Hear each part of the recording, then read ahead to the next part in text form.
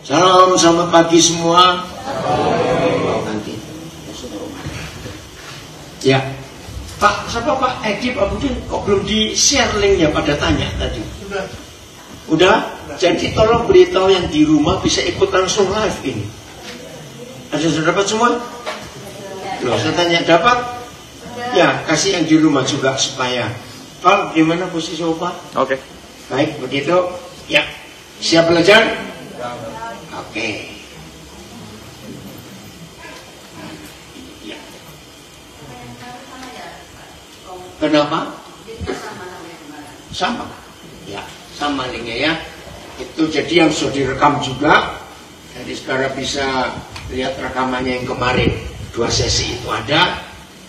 Hari ini pun 2 sesi ada. Bahkan di Facebook, Instagram, Zoom, kalau semua agak sulit ya, YouTube itu ada semua.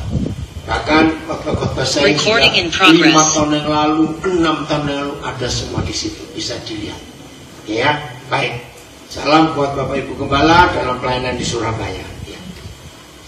Sesi ini kita akan belajar. Papa di surga itu tidak tertarik dengan kebaktian minggu. Catat ini baik-baik. Papa di surga nggak terlalu tertarik dengan kebaktian doa, komsel semuanya, tidak. Kenapa? Karena aktivitas seperti itu tidak mempengaruhi pekerjaan setan. Bahkan neraka pun tidak tergetar atau takut dengan semua aktivitas kegerejaan kita. Tapi saya ulangi lagi, setan itu paling takut kalau ada keluarga bahagia, keluarga harmonis. Karena tidak ada kekuatan lain yang bisa mengalahkan setan kecuali keluarga yang bahagia. Dengarkan kalimat ini. Karena saya punya pelayanan di penjara sejak berapa puluh tahun yang lalu. Yang belum pernah pun pasti mengerti jawaban. 70% lebih. Kalau ada orang-orang masuk penjara, saya mulai dengan anak-anak muda.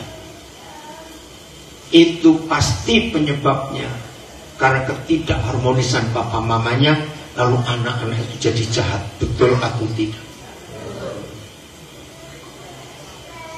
Dan ini yang kita harus tahu. 97%. Kalau ada orang-orang dewasa masuk penjara dengan segala macam kasus, ternyata penyebabnya sama. Tidak bahagia di rumah, lalu melakukan tindak kejahatan. Sering ikuti berita-berita terakhir. Ada suami bunuh istri, istri bunuh suami, termasuk polisi bisa bunuh istrinya, ada istri polisi bunuh suaminya. Dengar kisah-kisah itu, penyebabnya karena di rumah tidak bahagia. Coba saya ajak saudara mikir baik. Seandainya aktivitas gereja dengan segala kesibukannya, bahkan ada gereja-gereja yang jahat sekali, pengerja-pengerjanya dibuat sibuk dari Senin sampai ketemu Senin, supaya ini gembala kejam sekali, supaya jemaat ini tidak istilahnya jajan ke gereja lain, bahkan pakai absen lagi. 2 kali saja tidak hadir dalam pertemuan-pertemuan gereja, ada sanksi. Menyedihkan sekali.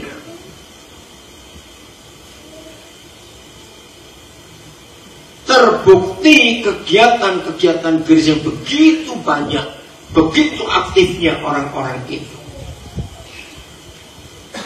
Apakah pekerjaan setan berkurang? Lu jawab dong, apakah pekerjaan setan berkurang? Nah, maka itu saudara, tema yang saya tulis untuk sesi ini. Tuhan tidak punya siapa-siapa lagi di dunia ini kecuali keluarga. Ngerti nggak kalimat itu? Itu saya tulis di sosial media saya. Papa di surga tidak punya siapa-siapa lagi di dunia ini kecuali keluarga. Itu artinya apa? Jawab dong. Artinya apa? Nggak punya siapa-siapa. Papa hanya punya harapan kepada keluarga, yaitu keluarga yang harmonis dan keluarga bahagia. Artinya apa? Kalau Tuhan kita tidak punya siapa-siapa lagi dan tidak punya apa-apa lagi kecuali keluarga, artinya cepetan.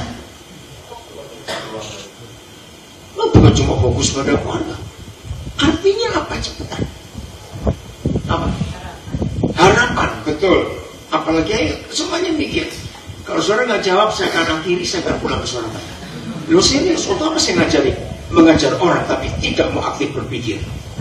Saya ini seorang pengkhotbah tapi juga seorang pengajar.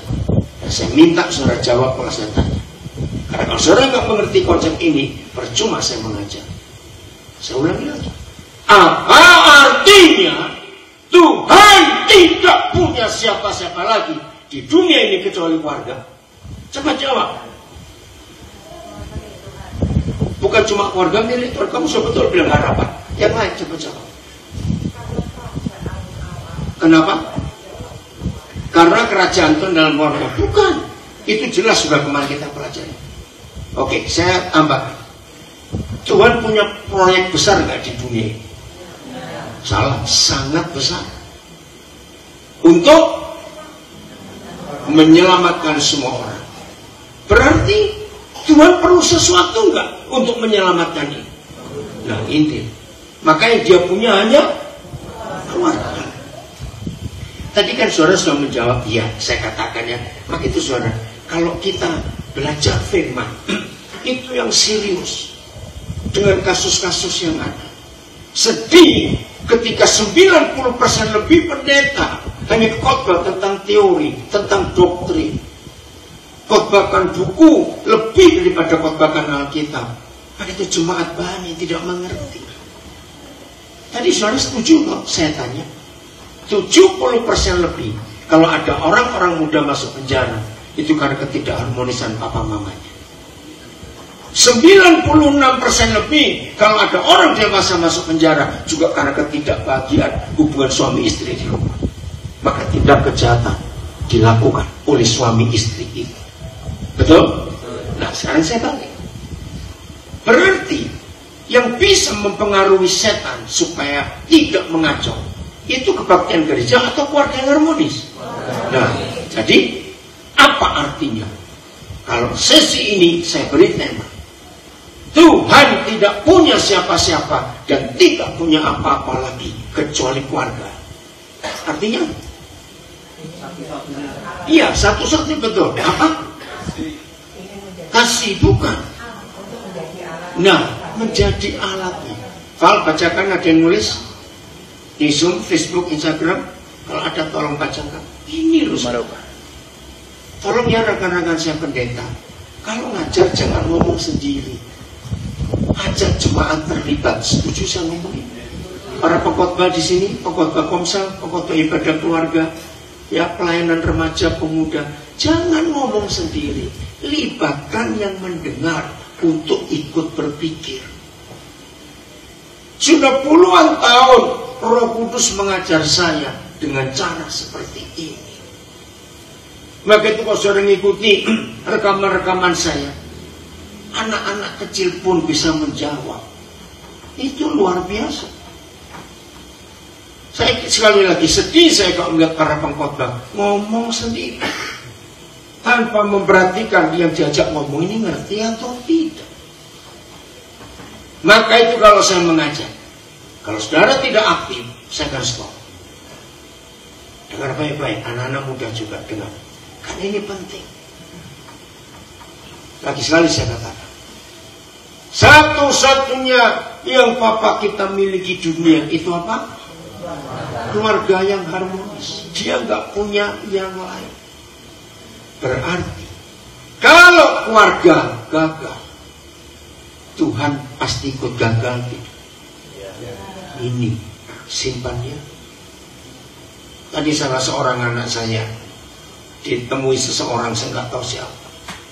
Kenapa saya sulit mengampuni orang tua saya? Saudara, senjata setan untuk merusak keluarga itu cuma satu. Seperti yang kemarin kita belajar, untuk membuat keluarga harmonis, keluarga bahagia, mudah atau susah? Kemarin malah belajar mudah, hanya perlu pintar semua. Nah, ini kan belajar bagus. Hanya perlu pengampunan. Kalau suami istri selalu suka mengampuni, setan tidak punya kesempatan untuk bekerja di keluarga kita. Nah, tadi saya nggak tahu siapa yang anak saya ceritakan. Dia bilang, saya nggak bisa mengampuni orang tua saya. Ya sudah, kalau saudara tidak bisa mengampuni siapapun juga, berarti saudara adalah calon neraka. Maaf saya berkata. Karena kemarin kita sudah baca 1 Yohanes 3:15. Setiap orang yang bukan, setiap orang yang membenci saudaranya adalah seorang pembunuh manusia. Ya, 1 Yohanes 3:15. Apakah saudara tetap mau berstatus pembunuh manusia karena saudara tidak mau mengampuni? Coba jawab pertanyaan saya. Lebih mudah ngampuni tetangga atau ngampuni orang dalam rumah? Ini pekerjaan setan. Betul. Ternyata lebih gampang ngampuni orang luar daripada ngampuni yang serumah. Karena tiap hari ketemu dan itu menyakiti. Maka itu kalau saudara tidak mau mengampuni, saudara adalah antek-anteknya setan dan agen-agennya neraka. Catat kalimat ini. Dan setan berhasil membuat pendeta, hamba Tuhan, penginjil, pelayan Tuhan adalah agen-agen neraka karena masih punya dendam. Betul atau salah kalimat ini? Ngeri bukan? Maka itu rekan-rekan pendeta, jangan khotbah yang tinggi-tinggi tentang teologi ini, doktrin itu. Khotbahkan pengampunan. Karena ini kunci segala-galanya. Ingat ya, termasuk anak-anak. Detik demi detik, setan itu selalu menebar racun kebencian. Betul atau salah ini? Detik demi detik, ada saja cara yang mereka buat untuk menabur kebencian. Mungkin kalau kata benci terlalu tinggi, terlalu dalam, saya turunkan paling rendah. Aku gak suka dia. Ngerti kalimat ini? Artinya apa? Kalau sudah berkata aku gak suka dia, artinya benci, tidak mau mengampuni. Dan ini hari-hari setan kerjakan. Ngeri sekali. Saudara jangan anggap enteng tidak mengampuni. Saya ulangi, jangan anggap enteng tidak mau mengampuni. Itu usaha setan. Coba lihat ayat ini, Matius 5 ayat 9. Tidak ada ayat lain di seluruh Alkitab yang memberitahu manusia mengapa, kok bisa, kapan manusia-manusia bejat seperti kita ini bisa diubah statusnya menjadi anak-anak Tuhan. Ternyata bukan karena dibaptis, ya. Ternyata bukan karena kita ganti nama karena Kristen. Baca ayat ini yang kuat. 1, 2, 3. Berbahagialah orang yang membawa damai, karena akan disebut anak-anak Tuhan. Cari di seluruh Alkitab, tidak ada yang memberitahu kita kenapa, kapan, kok bisa manusia-manusia bajingan kayak kita ini diubah statusnya menjadi anak-anak Tuhan. Hanya satu, kalau kita membawa damai, arti gampangnya hidup tidak punya musuh.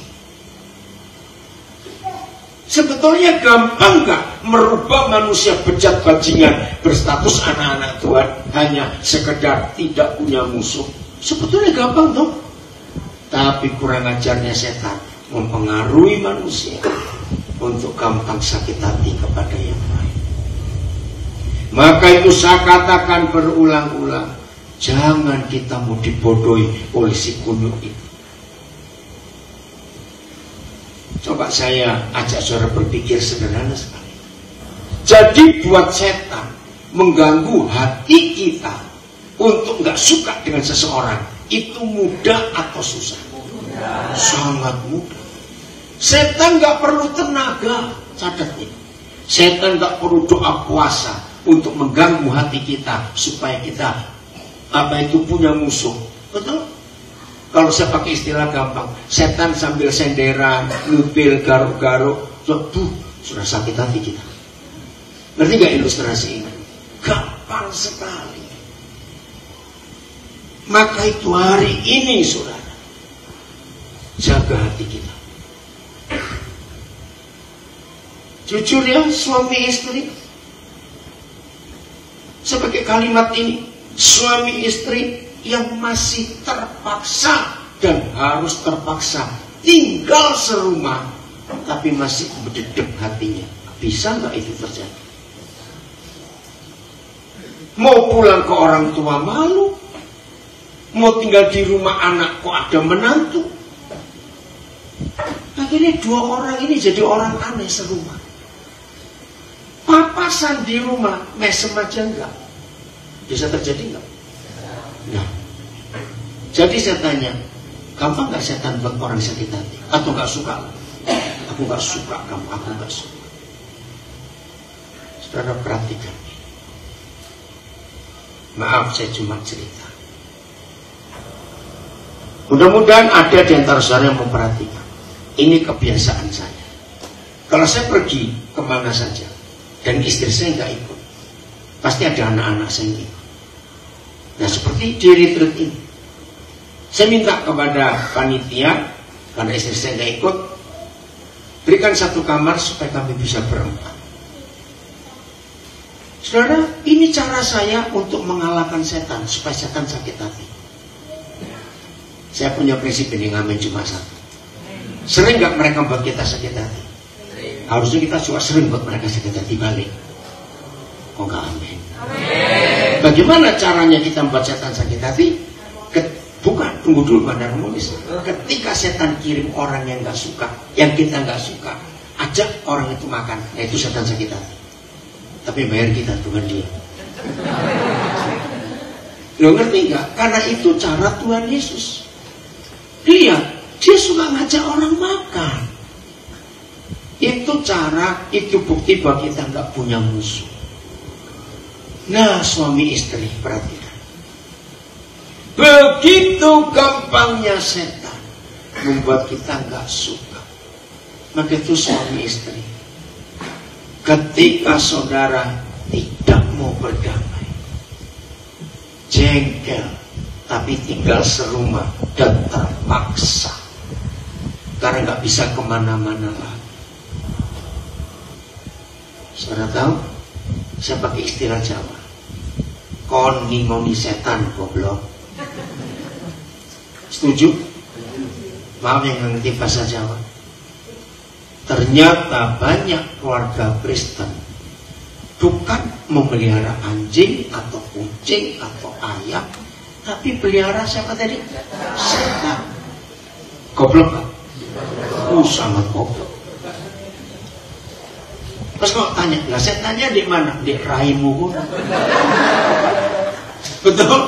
Ya setan di mukamu itu. Maka itu mukamu sudah jelek tambah jelek.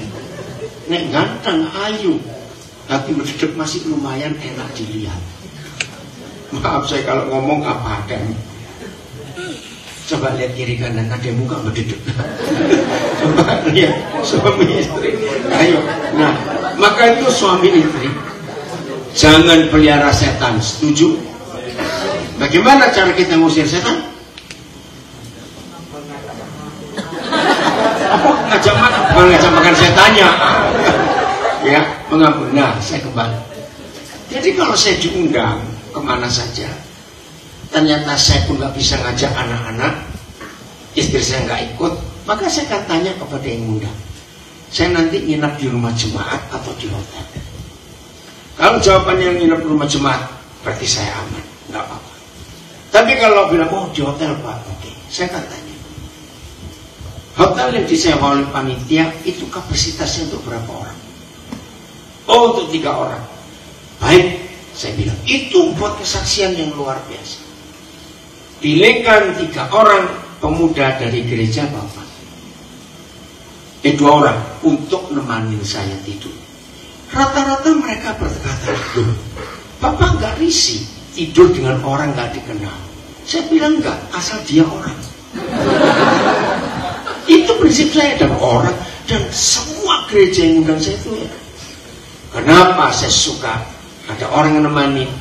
Supaya saya buat sakit hati setan, bahwa saya tidak mudah terpengaruh. Satu kali saudara, ini di Manado kejadian, sudah agak lama. Pesawat saya terlambat, padahal itu flight terakhir. Ya, sesi saya jam 8 malam, harusnya pesawat itu landing setengah 6. Jadi kan masih ada waktu. Ternyata landingnya jam 7. Nah, dari bandara ke kota Manado lumayan. Tapi saya harus transfer ke salah seorang anak saya yang ada di rumah sakit. Maka saya ke ATM dulu. Panitia ngikutin saya. Nah, ketika saya lagi taktik-taktik di ATM, di belakang saya dengar suara. Tanya kepada panitia, itu Pak Daniel Alexander ya? Walaupun belum dijawab, ya saya noleh, kok ada orang manggil nama saya? Saya bilang iya. Nah, sudah saya selesai, terus saya bilang silakan.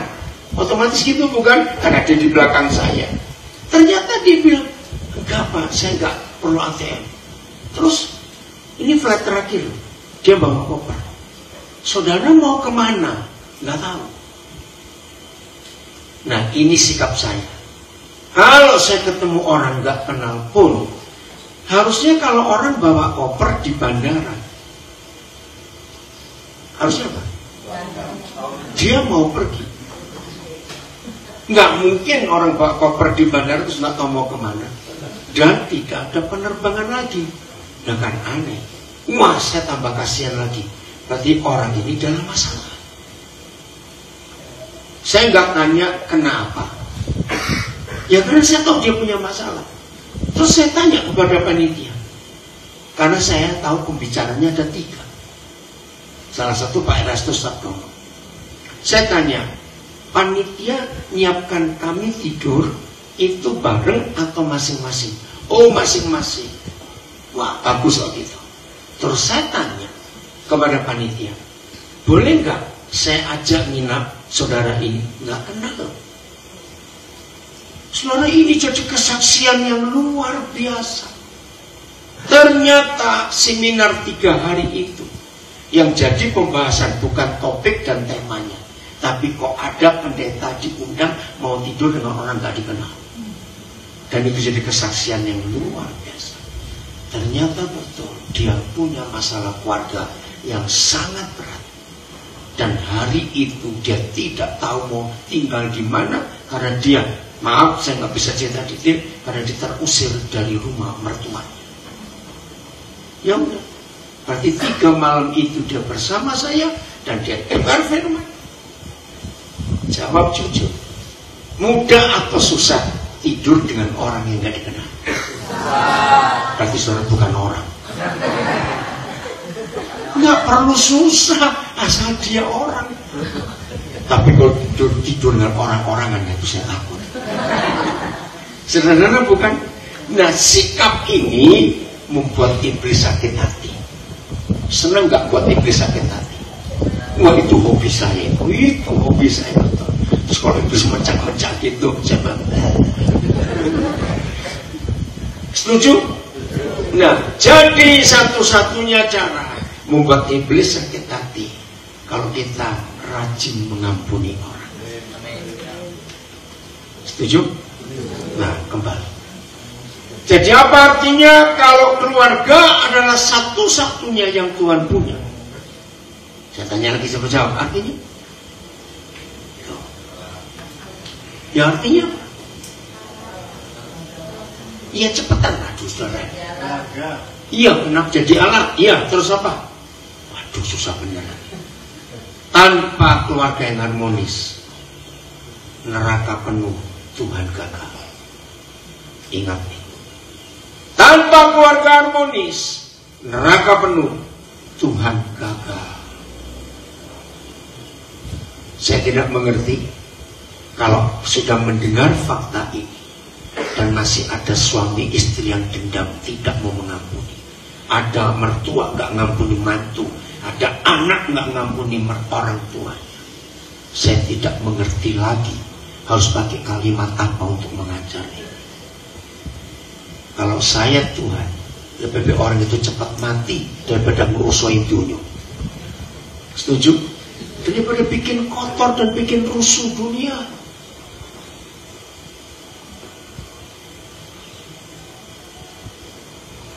Membaca firman Tuhan ini, tolong jawab. Berarti di dalam gereja banyak calon ke neraka kan? Loh, ini fakta loh. Karena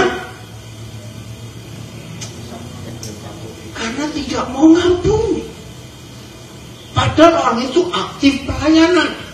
Hati-hati. Jadi orang yang aktif pelayanan bisa calon neraka karena masih punya mau dendam, tidak mau berdamai.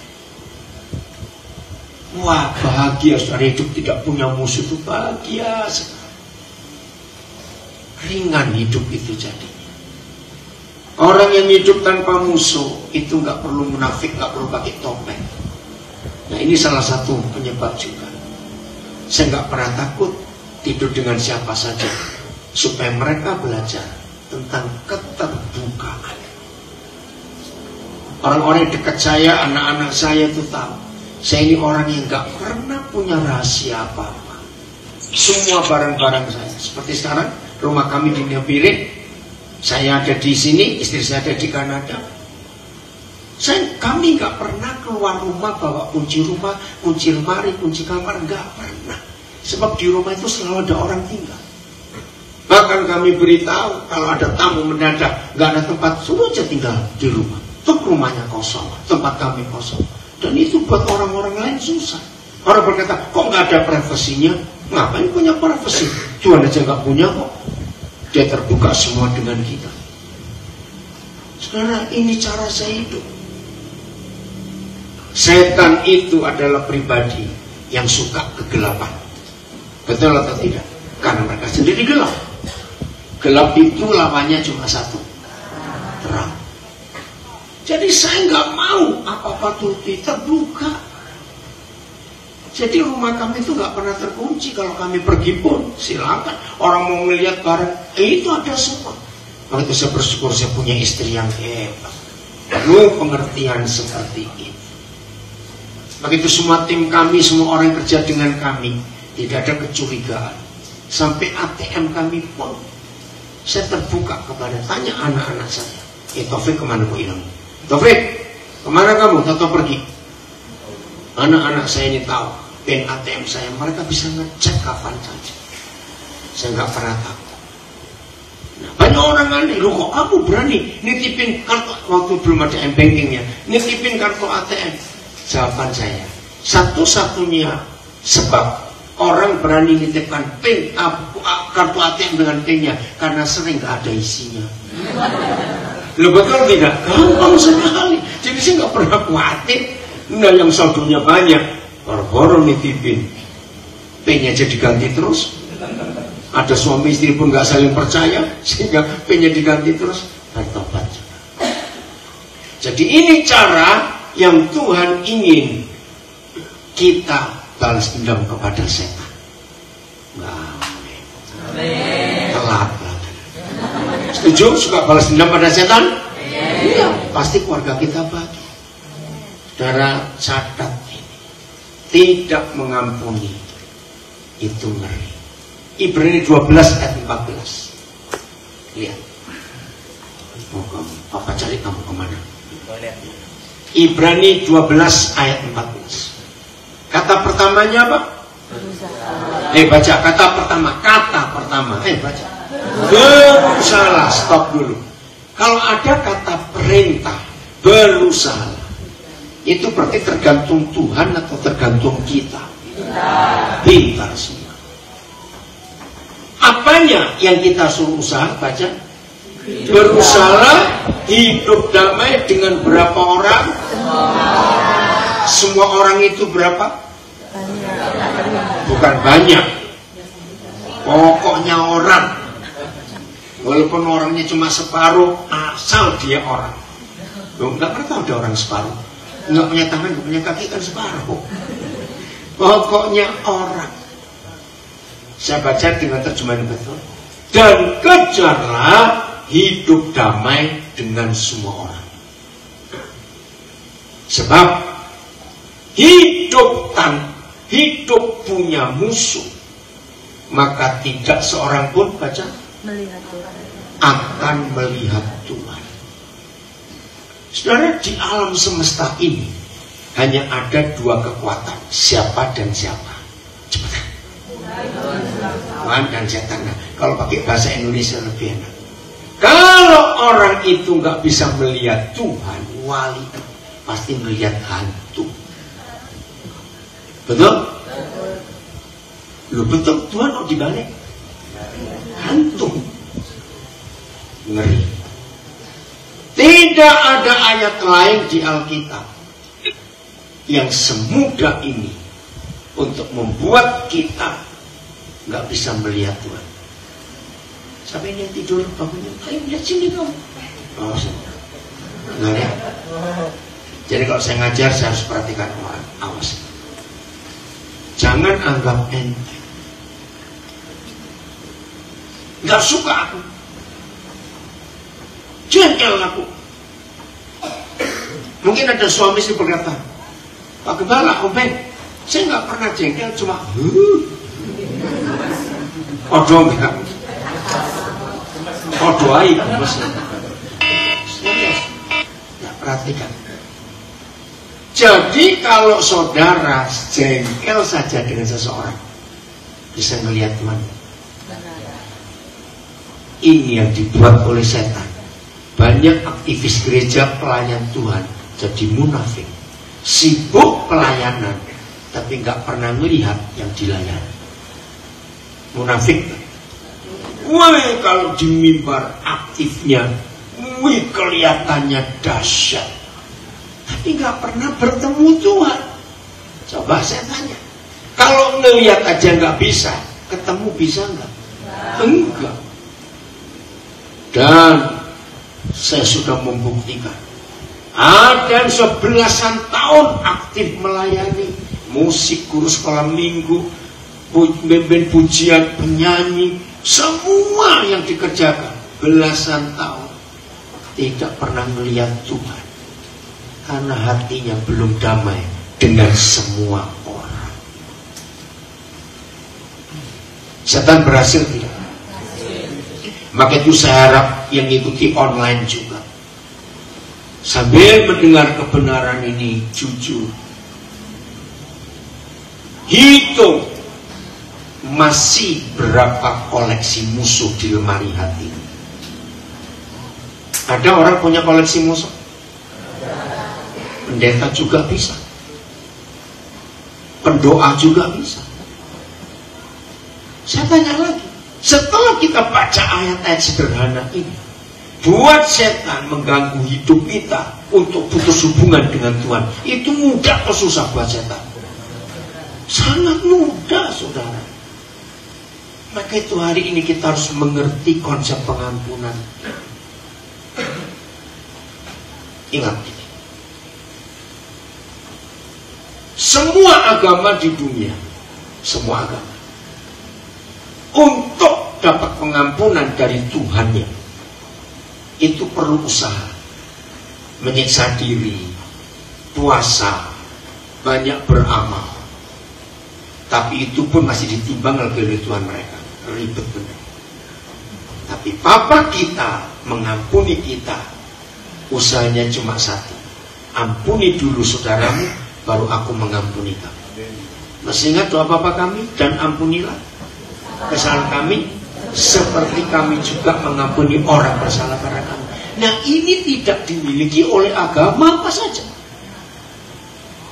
Jadi kesimpulannya, ini fakta. Hubungan kita dengan Bapa di surga sangat ditentukan oleh hubungan kita dengan sesama kita. Jadi orang Kristen nggak bisa berkata gini, aku nggak peduli dengan orang lain, yang penting aku beres dengan Tuhan. Nah, ini kemunafikan. Bagaimana kamu bisa berkata beres dengan Tuhan, tapi dengan saudaramu kamu nggak beres? Ini munafik. Ingat, ini bedanya. Masih ingat kenapa Tuhan Yesus berkata di Matius 5, jangan kau menghakimi saudaramu? Masih ingat? Dan jangan kau angkat telunjuk untuk menunjuk kesalahan saudaramu. Lu masih ingat gak hukum itu? Lu saya tanya, masih ingat gak? Artinya saudara tidak boleh suka ngurusin salahnya orang lain. Saudara harus ngurusin diri sendiri. Setuju? Bereskan hidup kita. Jangan kita ngurusin kesalahan orang lain. Karena Tuhan tidak mau hal itu terjadi. Saudara, mari kita perhatikan fakta ini. Bahwa kalau kita masih punya musuh, Tuhan tak berkenan kepada kita. Satu orang pun tidak boleh.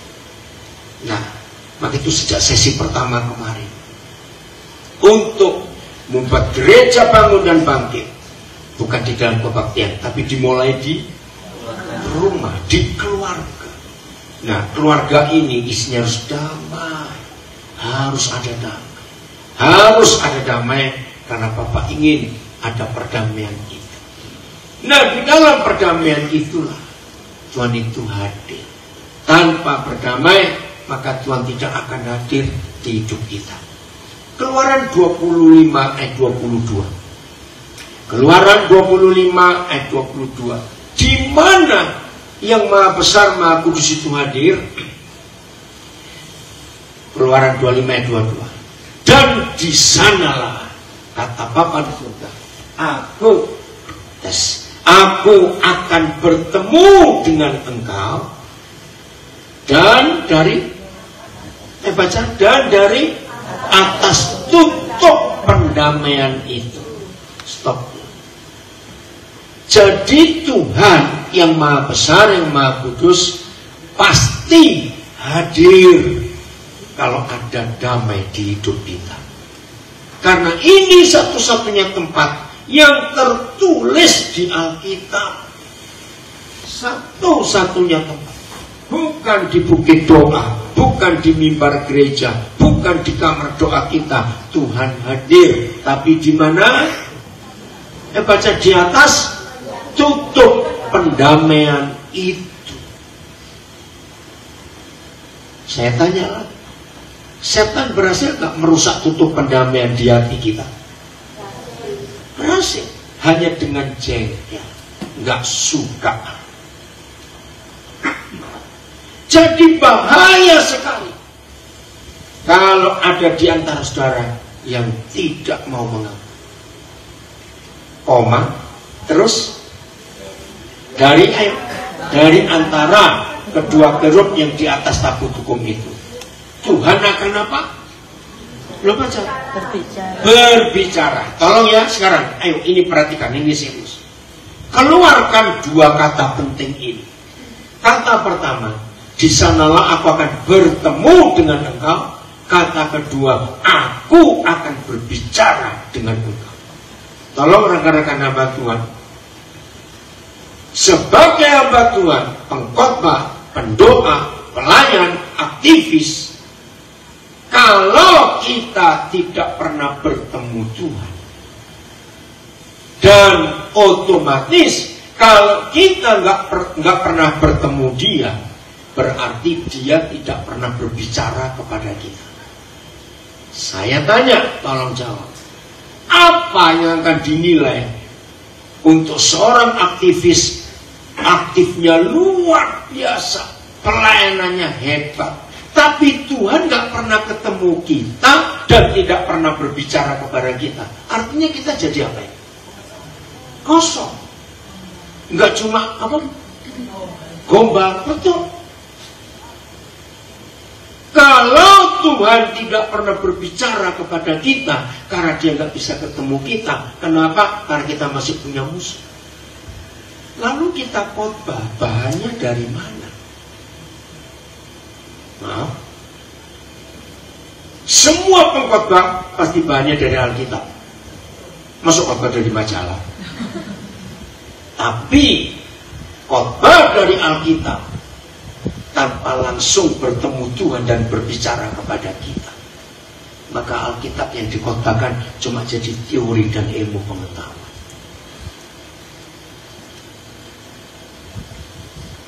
Jangan tersinggung. Orang ke gereja dengar khotbah, maaf, lebih banyak ngertinya atau lebih banyak gak ngertinya? Karena yang khotbah walaupun dari Alkitab, tapi bukan sumber langsung dari Tuhan.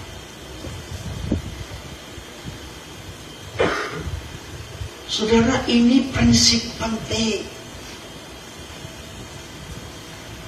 Maaf saya tanya kepada yang baru kenal saya kemarin sore sampai hari ini, yang baru ketemu. Maaf ya, jangan salah dengar ke saya. Saya membuktikan firman ini, bahwa hidup tidak punya musuh, hidup penuh perdamaian, itu gampang Tuhan hadir menemui dan berbicara. Kok ada yang ngamen?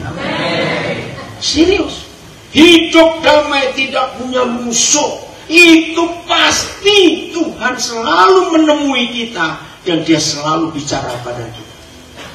Kalau hidup kita para pelayan seperti ini, jawab pertanyaan saya, akan kehabisan bahan khotbah tidak? Tidak. Dan bukan cuma enggak kehabisan bahan khotbah, pasti ada hal-hal yang baru. Apa dampaknya pada yang mendengar kalau semua hamba Tuhan menyampaikan firman selalu hak baru? Dan anehnya, sebetulnya nggak ada yang baru. Alkitab nggak pernah diganti dari dulu. Betul? Lihat dari kemarin, ini 3 sesi sedang berlangsung. Semua yang saya khotbahkan ada di Alkitab. Nah, Alkitab ini ditulis berapa ribu tahun yang lalu. Sebetulnya baru enggak? Enggak. Tapi ketika yang menyampaikan itu enggak punya musuh, dan gampang Tuhan menemuinya, dan otomatis Tuhan gampang berbicara, saudara, maka yang mendengar itu akan dapat sesuatu yang baru. Setuju? Nah, ini dia. Dan saya balik lagi, misalnya saya diminta, kalau dalam keadaan tertentu, misalnya saya coba cerita, 10 kali dalam sehari saya ngajar, buat saya nggak pernah kesulitan. Kenapa? Lihat dengan cara saya seperti ini, ringan nggak saya ngajarnya? Bahkan catatan-catatan itu saya nggak pernah bawa. HP ini untuk rekaman audio, bukan untuk lihat ayat. Sebab firman itu saya sudah hidupi, dan Tuhan gampang bertemu saya dan gampang berbicara kepada saya. Ini yang luar biasa. Sekarang, kalau 24 jam sehari kita gampang ketemu Tuhan, hidup itu bosan atau tidak? Tidak. Tidak pernah membosankan. Selalu ada hal-hal yang baru. Ini yang menyenangkan. Nah, kalau saya sudah jelaskan fakta-fakta hasil tidak punya musuh sehebat ini, dan masih ada orang dua blok tidak mau ngampuni, ya terserah saudara. Lagi sekali saya nggak tahu siapa yang ketemu anak saya tadi pagi, dia bilang saya nggak bisa ngampuni. Rugi saudara. Berdamai. Kenapa orang susah ngampuni? Ada 3 penyebab. Kalau cuma 3 penyebab, itu dikit atau banyak? Udah jawab dong. Kalau cuma 3 penyebab nggak bisa ngampuni, dikit atau banyak? Dikit. Nah, ini orang goblok ya, dikit pun nggak bisa. Jangan marah saya ngomong. Ayo kita bongkar. Nomor 1 penyebab tidak ngampuni, karena dia sombong. Catat cepat, semuanya nyatat. Penyebab tidak bisa mengampuni karena sombong. Sombongnya dalam hal apa? Begini, orang yang merasa dosaku ini dikit, dosa dia yang banyak, orang sombong kan? Nah, catat ayatnya karena waktu. Matius 18 ayat 21 sampai 35. Ya, Matius 18 ayat 21 sampai 35. Ini penyebab pertama ada orang-orang goblok tidak mau mengampuni. Bukan tidak bisa. Semua orang bisa mengampuni, katakan amin. Tapi tidak mau, itu masalahnya. Nah, dalam perumpamaan ini Tuhan Yesus mengatakan ada orang seperti rupiah punya hutang 10 miliar rupiah. Nah, kalau lihat model-model kita gini pasti nggak ada yang pernah lihat duit 10 miliar. Saya belum nggak tahu seberapa gede ini. Tapi pokoknya istilahnya, kalau sampai uang 10 miliar dibelikan kacang semua, maka sepanjang jalan Aditya Warman Surabaya akan kependem. Ngerti? Akan terkubur. Nah, ada orang hutang 10 miliar kepada seorang raja, nggak bisa bayar. Terus dia minta kemurahan, aku akan cicil. Ternyata raja ini bermurah hati, nggak usah dicicil, aku anggap lunas hutang. Nah, bayar. Kalau ada di antara kita gaji sebulan cuma 3 juta, hutang 10 miliar, entah kapan? Ngerti? Mau bayar kapan habis? Betul? Mau kerja sampai bungkuk melungker pun nggak akan lunas. Nah, kira-kira kalau ada di antara kita, wah, punya utang 10 miliar, yang punya uang belanja bebas, kira-kira kita bagaimana? Oh, kalau saya sebulan bisa nggak tidur itu karena kesenangan. Betul? Nah, orang ini lalu keluar dari istana raja ini. Ditulis oleh Tuhan Yesus, yang dikatakan, nanti baca. Di tengah jalan baru keluar, dia ketemu temannya yang cuma utang 100.000 rupiah. Coba lihat ayat yang ke-24, ya, ayat 24. Ya, cepat. Oh ya, 10.000 talenta ya. Setelah ia mulai mengadakan perhitungan itu, dihadapkanlah kepadanya seorang yang berutang 10 miliar rupiah. Terus ayat 25. Tapi karena orang itu tidak mampu melunaskan hutangnya, raja itu ngapain? Raja itu memerintahkan supaya dijual beserta anak istrinya dan segala miliknya untuk membayar hutangnya. Ayat 26. Maka sujudlah hamba itu. Nah, hamba itu adalah kita semua. Betul, hutang kita banyak nggak kepada Tuhan? Bukan cuma banyak, enggak terhitung banyak. Sujudlah saudara dan saya menyembah raja itu. Katanya, sabarlah dulu raja, segala hutangku akan kulunaskan. Terus, lalu bagaimana? Tergeraklah hati siapa? Raja itu. Itulah Bapa di surga. Oleh belas kasihan kepada, bukan pada saya. Oh, apa itu lagi? Pada siapa? Hutang kita berapa tadi? 10 miliar. Gajimu piro? Nah, ingat sampai bungkuk melungker nggak bisa berlunas. Kerja. Terus sehingga ia, nah ini dia. Ayo, sehingga raja itu ngapain? Membebaskannya. Dan ini loh bedanya. Mengampuni itu melupakan. Kalau pakai bahasa Inggris bagus. To forgive is to forget. Mengampuni itu melupakan. Jadi raja ini nggak cuma membebaskan dari tuntutan, tapi menghapus hutangnya. Karena kalau nggak ada kata menghapus, berarti dia tetap harus bayar nggak? Iya, hutangnya masih ada, tapi cicilan. Tapi kamu cicil. Tapi raja ini enggak. Ayat 28. Mana? 28. Nah, tetapi ketika hamba itu siapa? Bukan kok siapa keluar itu nambah itu siapa tadi? Nah, ketika kita baru dibebaskan 10 miliar keluar, kita bertemu dengan seorang saudara kita yang lain, hamba yang lain yang berutang 100.000 rupiah. Segoblok-gobloknya orang goblok tetap ngerti, nek 10 miliar itu lebih gede 100.000.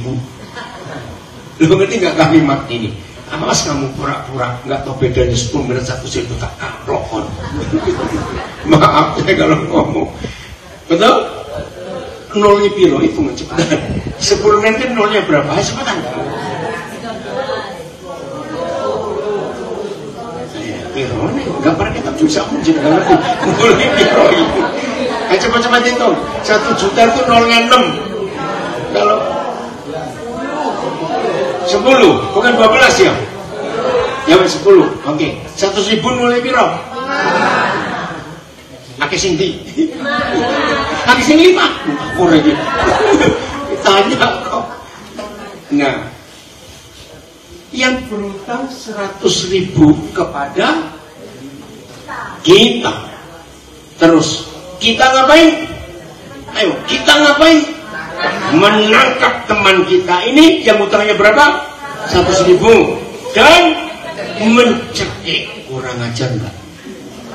Kurang ajar enggak? Siapa itu? Nah itu. Saya punya istilah orang Surabaya, anak muda harus ngerti, geraya ngono cikokmu. Kalau yang muda-muda hampir nggak pernah dengar kalimat itu, geraya ngono cikokmu. Itu hanya orang Surabaya punya kalimat itu. Artinya apa? Sebelum melihat dakinya orang lain, lihat daki di kepalamu sendiri. Cikok itu bukan ini batu. Cikok itu sini. Belakang ini loh. Nah, banyak ngerti anak muda. Ya, karena kan ada colokannya di bawah apa ini? Ya, nah, sering bukan leher kan kok ya.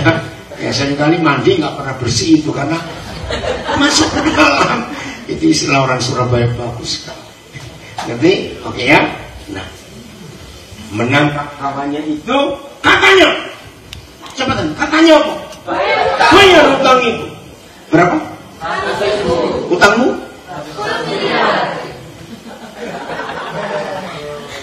29. Maka sujudlah.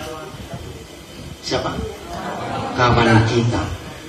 Seperti yang kita lakukan juga kepada raja itu. Kita sujud karena nggak bisa bayar 10 miliar. Maka sujudlah kawan kita itu dan mati dan memohon kepada siapa? Kepada kita. Sabarlah dahulu. Susah.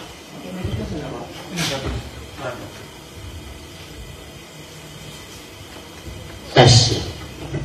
Sama enggak yang kita lakukan kepada raja itu dan yang teman kita lakukan kepada kita? Sama enggak bahasanya? Kalimatnya sama.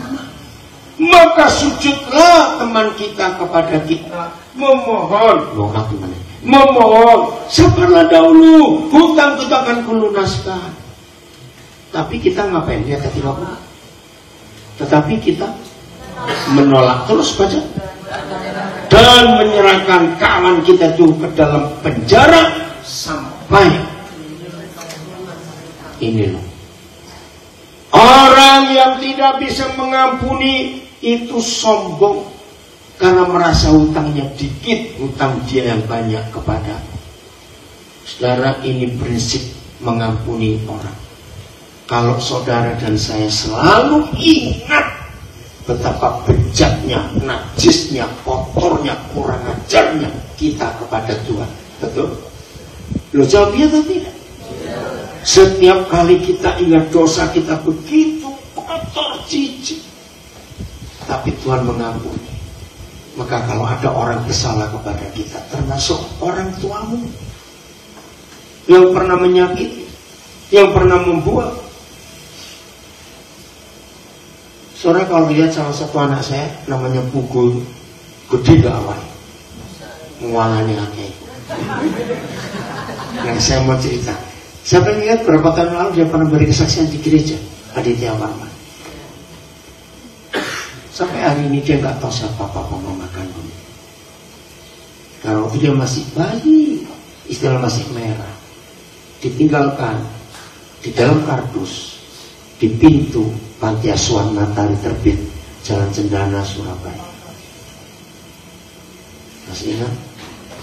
Dan di dalam kardus itu nggak ada satupun tulisan ini anaknya siapa, nama siapa. Baik, kira-kira sakit hatinya. Tapi buku bisa mengampuni orang yang melahirkan dia. Dasarnya jadi orang hebat. Dia jadi pengacara saya. Luar biasa. Ini apa pengaruh? Karena mau mengampuni. Rugi tidak mau mengampuni itu. Maka itu saudara, setelah kita dengar firman ini, jangan kita bodoh menjadi agen yang neraka. Udah? Diserahkan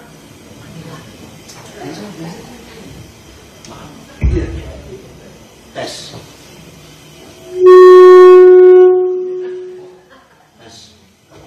tes 1 2 dengar. Jadi kita menolak nggak untuk membebaskan teman kita ini? Padahal dosa kita berapa? 10 miliar. Dosa dia kepada kita cuma 110. Jadi tolong ya, kalau saudara sulit mengampuni, geraya ngono jitok bahwa kotornya daki di tubuh kita lebih banyak daripada dagingnya orang itu kepada kita. Terus ayat 31, melihat itu kawan-kawannya yang lain sangat sedih. Wajar gak teman-teman kita sedih? Karena mereka tahu hutang kita berapa tadi? 10 miliar. Dibebaskan. Lalu teman-teman kita nggak terima, lalu menyampaikan segala yang terjadi kepada raja itu tadi. Lihat ayat 32, raja itu buat apa? Raja itu menyuruh memanggil orang itu dan berkata kepadanya, hai hamba yang jahat. Siapa hamba yang jahat itu? Ingat, kalau saudara tidak mau mengampuni, orang menyakiti, menghancurkan hidupmu, engkau hamba yang jahat. Seluruh hutangmu telah kuhapuskan. Berapa tadi? 10 miliar. Karena engkau apa? Karena engkau memohonkannya kepadaku. Lihat ayat 33. Bukankah engkau pun, engkaunya siapa di sini? Kita. Bukankah saya pun harus mengasihani kawan kita yang hutang 100.000 seperti Tuhan telah mengasihani saya. Jadi ingat, tidak mau mengampuni itu karena orangnya sombong. Utangku cuma dikit, tapi utangmu yang banyak. Lupa, hutang kita jauh lebih banyak. Ngeri ayat 34. Maka, baca, marahlah Bapa di surga terhadap siapa? Terhadap kita yang tidak mau mengampuni, membebaskan hutang yang cuma dikit. Maka Tuhan ngapain? Menyerahkan kita kepada Al-Gojo. Nah ini cuma sekedar pengetahuan saja untuk memudahkan arti Al-Gojo begini. Apa bedanya tukang pijet dan Al-Gojo? Ngerti? Enak mana? Nah, Al-Gojonya nggak cuma satu, lebih dari satu. Ayo saya tanya ya, ini ngomong aja, selemu-lemunya kamu dibanding Al-Gojo, siapa lebih kuat? Nah, satu Al-Gojo aja sudah gembuk. Tahu gembuk? Ini Al-Gojo. Kira-kira jadi apa?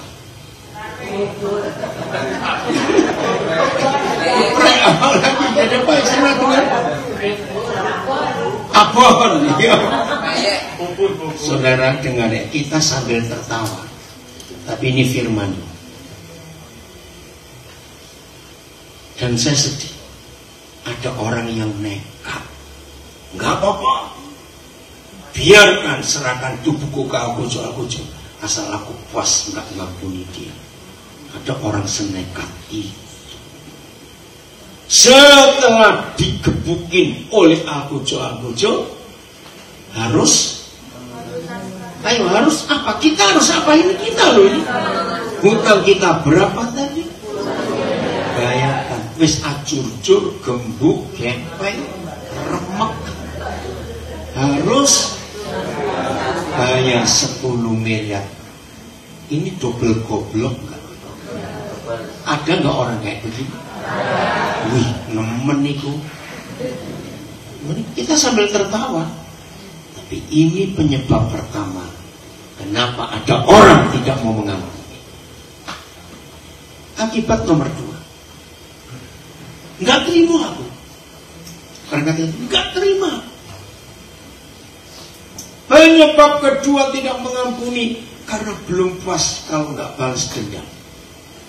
Wih, ini ngeri sekali. Pernah ketemu orang seperti itu? Waduh, ngeri sekali. Nggak terima aku. Maka itu begini ya. Belajar dari Daud. Untuk mengampuni, buktinya itu cuma satu. Saul dengan Daud itu jahat. Raja Saul dengan Daud sama aja. Berapa kali Raja Saul ingin membunuh Daud, dikejar-kejar. Dan banyak yang dilakukan oleh Saul. Tapi 2 Samuel 1, nanti baca di rumah kok sekarang karena waktunya. 2 Samuel pasal 1 itu ada tulisan. Ketika Daud sudah jadi raja dan mendengar Saul dibunuh, Daud meratap, Daud menangis dan ambil jenazahnya. Dan Daud membuat upacara kenegaraan untuk pemakaman Raja Saul. Berarti arti mengampuni. Begini cara menilai apakah saudara masih dendam atau tidak. Orang yang belum mengampuni, kalau mendengar bajingan itu kecelakaan, rumahnya kebakar, anaknya mati, ngomong apa dalam hati? Yang syukur, betul? Nah, berarti dia masih juga sama. Kalau mendengar berita musuhnya itu, wih sukses, dia baru beli rumah 2 loh, wih mobilnya 4. Kalau belum ngampuni muncul apa? Oh, pasti korupsi. Betul? Nah, sekarang kita balik. Kalau saudara sudah mengampuni, begitu mendengar dia celaka, Tuhan, aku mesti buat apa untuk menolong dia? Jujur. Penyebab ketiga tidak mau mengampuni karena nggak mau rugi. Aku rugi itu karena kelakuannya. Nama baikku hancur karena perbuatannya. Jadi orang ini menuntut. Kita baca ayat terakhir. 1 Korintus 6 ayat 7. Saya ngomong lagi. Kalau saudara sudah dengar firman sejelas ini, segamblang ini, segampang ini, saudara masih nggak mau berdamai. Suami istri satu rumah, anak-anak bingung lihat papa mamanya, papasan melengos. Ada? Misalnya ada nggak suami istri seperti itu? Ngeri sekali. Di rumah papasan nggak senyum, ngapain? Maka setan ada di rumah saudara. Ingat, saudara melihara setan. Saudara berternak setan. Goblok gak orang berternak setan? Dan ada. Betul? Ada. Masalahnya, ingat itu. Adanya saja apa? Perkara. Ayo baca. Ayo baca 1, 2, 3. Adanya saja perkara di antara kita yang seorang terhadap yang lain telah merupakan kekalahan bagi kita. Ayo jujur, senang kalah, senang menang. Seharusnya. Tapi banyak orang goblok senang kalah. Kapan senang kalah? Ketika adanya saja perkara, nggak mau berdamai. Lihat 2 syarat ini. 1, mengapa? Saya bilang kamu, ayo, mengapa? Saya tidak lebih suka, aja cepatlah, menderita tidak adil. Enak nggak diperlakukan tidak adil? Tapi ini hukum kasih. Terima. Asal kita tidak salah, biarkan orang menginjak, merendahkan, nggak usah balas. Seperti Tuhan Yesus tidak pernah balas. Ini resep pertama. Resep kedua, 1, 2, 3. Mengapakah saya tidak lebih suka dirugikan? Nggak enak juga. Tapi ini hukum kasih. Jadi penyebab ketiga tidak bisa ngampuni karena nggak mau rugi. Jadi ada berapa hal tidak bisa ngampuni?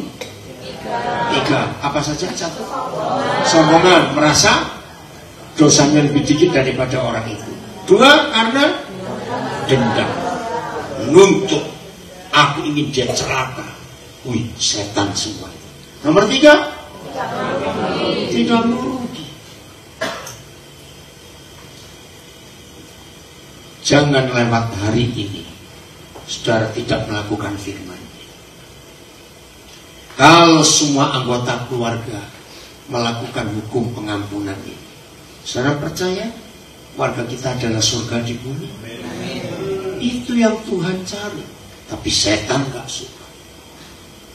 Sampaikan kepada semua orang yang via online juga. Sampaikan kepada semua saudara kita, teman-teman kita yang kita tahu masih punya musuh. Ngeri, saudara. Saya nggak bisa bayangkannya kalau sampai ada orang double, orang nekat. Ayo kita berubah hari ini. Suami istri berdamai ya. Istri jangan ingat-ingat kesalahan suamimu berapa tahun yang lalu. Suami ampuni mertuamu. Enggak ada yang ngamen. Istri ampuni mertuamu juga. Ampuni. Berdamai dengan semua orang. Mertua-mertua ampuni mantu-mantu. Amin. Maka itu ingat firman ini, supaya semua kita hidup tanpa musuh.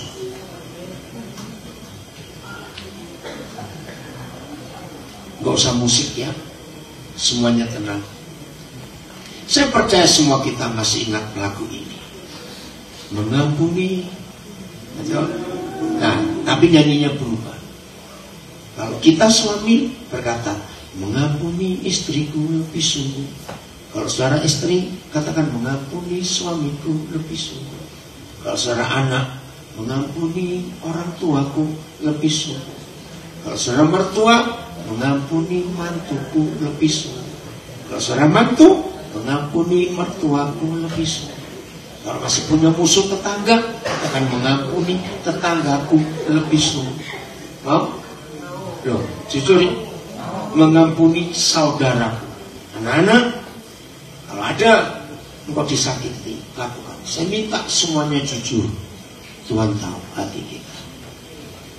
Mengampuni, sebut siapa saudaraku lebih sungguh. Jujur, Tuhan tahu. Mengampuni saudaraku, siapa saja sebut lebih sungguh. Karena Tuhan lebih dulu. Tuhan lebih dulu mengampuni kepadaku, mengampuni saudaraku lebih sungguh. Bergumam ya, tapi sambil mikir, sambil periksa koleksi musuhku masih tinggal berapa orang.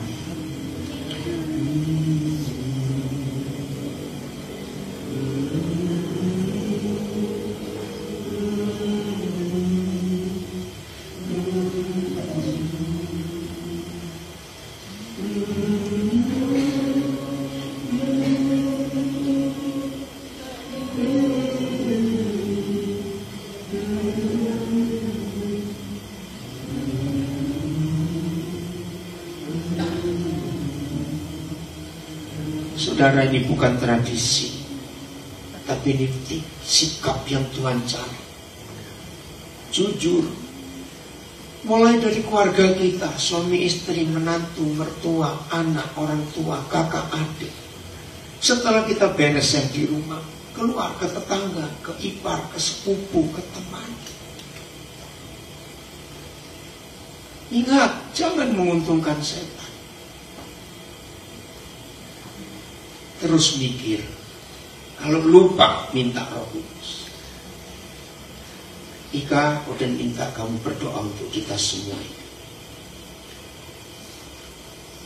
Dengan tulus, saudara, kita mengakui itu di hadapan Tuhan.